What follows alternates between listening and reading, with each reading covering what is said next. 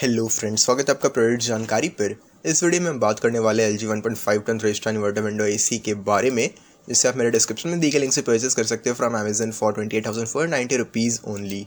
अब आते हैं इसके फीचर्स पर।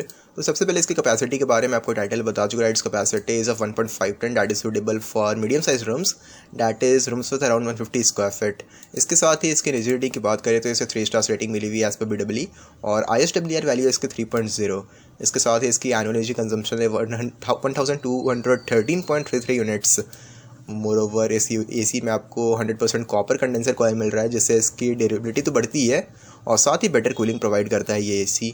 मोरओवर ये AC इको फ्रेंडली है बिकॉज इसमें कूलिंग गैस के रूप में R32 दिया गया है। पहले की ACs में CFC रहा करता था, जिसकी ओजोन डिप्लीट करने की पोटेंशियल काफ़ी ज़्यादा होती थी।